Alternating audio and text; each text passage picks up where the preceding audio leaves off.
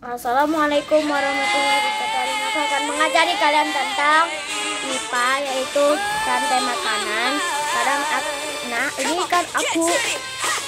kan diambil dari pelajaran IPA, itu bebas aku.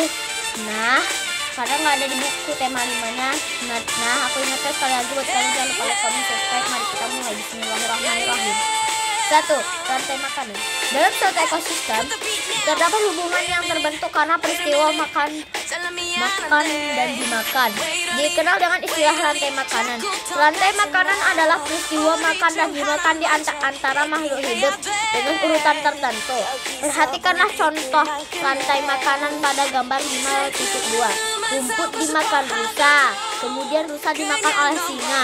Rumput, rusa, dan singa yang telah mati akan diuraikan oleh jamur dan cacing tanah. Makhluk hidup dalam rantai makanan dibedakan berdasarkan perannya, yaitu sebagai produsen, konsumen, dan dekomposer pengurai.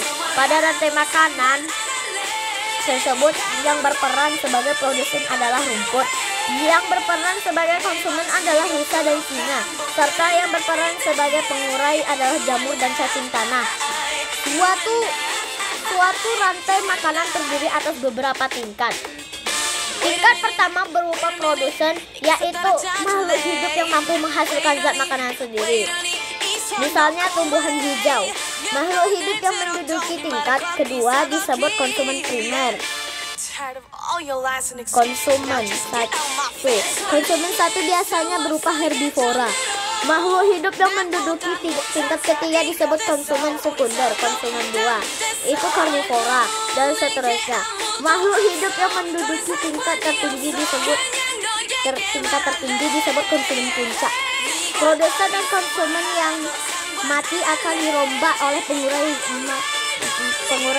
menjadi zat-zat yang dapat digunakan kembali oleh produsen. 2. Jaring-jaring makanan. Makhluk hidup sangat bergantung pada makhluk hidup lain dengan lingkungannya. Ketergantungan ini menjadi bagian dari kehidupan di dalam ekosistem. Pada pelajaran sebelumnya, kamu telah memahami tentang rantai makanan.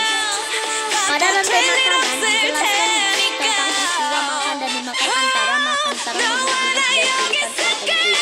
Dalam kehidupan, beberapa rantai makanan saling terhubung satu sama lain.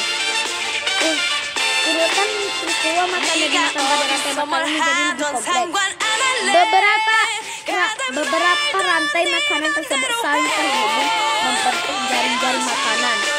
Jaring makanan diartikan sebagai gabungan dari rantai-rantai makanan yang berhubungan pada suatu ekosistem. Perhatikan jaring-jaring makanan di samping ini ya.